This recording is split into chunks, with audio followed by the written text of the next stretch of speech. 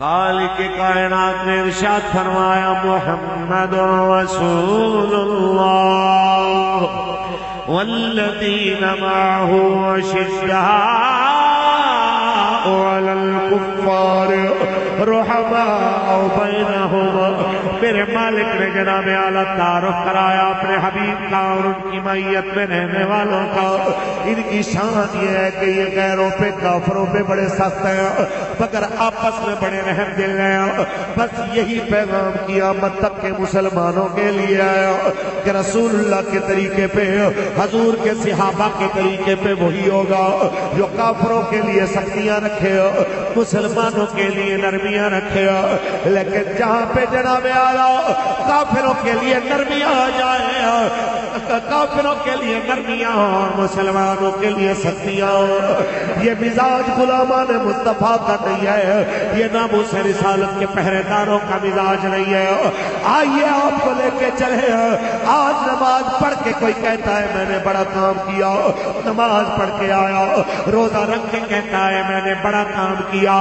میں آپ کو بتاتا چلوں، میں آپ کو بتاؤں کہ کام تو اس نے کیا جو اتنا بڑا فیشنیبل تھا کبھی کہ جس گلی سے گزر جاتا تھا اس کی خوشبو سونگ کے اندر بیٹھی عورتیں بھی کہتی تھی مصعب بن عمیر گزرا ہے، جس کا کپڑا ایسا سونا صبح پہنے تو شام بدل دے، شام کو پہنے تو صبح بدل لے۔ جناب اعلیٰ ایسے فیشن کرنے والا جب رسول اللہ کا کلمہ پڑھتا ہے تو میرے کریم آقا کے کلمے کی وجہ سے ماں ناراض ہو جاتی ہے، بول چال بند کر دیتی ہے، کہتے ہیں ماں تیرے بغیر گزارے ہو جائیں گے پر محمد عربی کے بغیر گزارے نہیں ہوں۔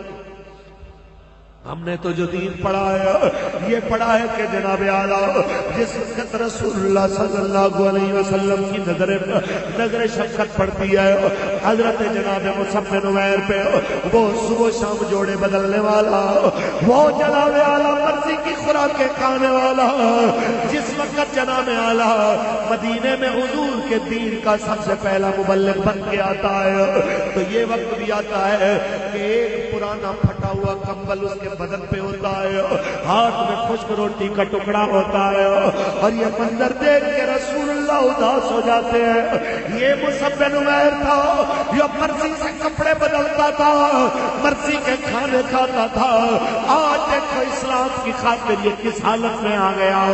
پھر یہاں پہ بس نہیں ہوئی بات، اس سے بات آگے بڑھی۔ جب جنگ احد میں یہ شہید ہو گئے، ان کے کفن دینے کے لیے بھی جناب اعلیٰ نئی چادر میسر نہیں ہے۔ کسی نے کہا یا رسول اللہ مصعب بن عمیر کے کفن کا کیا کیا جائے؟ تو دو چادریں جو حضور کے چچا جناب امیر حمزہ کے لیے لائی گئی تھی، حضور نے فرمایا ان میں ایک چادر بڑی ہے ایک چھوٹی، اس طرح کرو ایک چادر میرے چاچا کو دے دو، ایک چادر جناب اعلیٰ جناب مصعب بن عمیر کو دے دو۔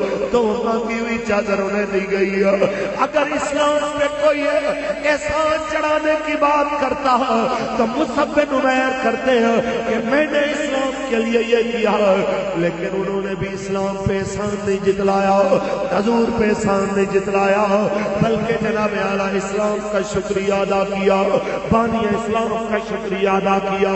آپ کی کرم نوازی ہے، آپ نے ہمیں قبول فرما لیا ہے۔ اس سے تھوڑا سا آگے چلیے، ایک رات گزری ہے شادی کو، سہاگ رات گزار کے صبح جناب اعلیٰ ایک طرف سے سر دھویا ہے، ایک طرف سے بال خشک ہے، حضور کی طرف سے آرڈر ملتا ہے جس حالت میں ہو فوراً نکلو۔ ایسے لمحات میں جناب حنظلہ غسیل الملائکہ وہ نکلتے ہیں، ان کی بیوی ہاتھ پکڑ لیتی ہے، جناب کدھر جا رہے ہیں؟ میری شادی۔ آپ نے فرمایا جب حضور کی آواز آ جائے پھر یہ نہیں دیکھا جاتا کہ جناب پیچھے انتظار کرنے والے کون ہیں، ہم تو یہ کہہ کے حضور کے لیے میدان میں چل پڑتے ہیں۔ ترجمہ اعلیٰ حضرت کی زبان میں اگر کرو تو کروں تیرے نام پہ جان فدا، کروں تیرے نام پہ جان فدا، نہ بس ایک جان دو جہاں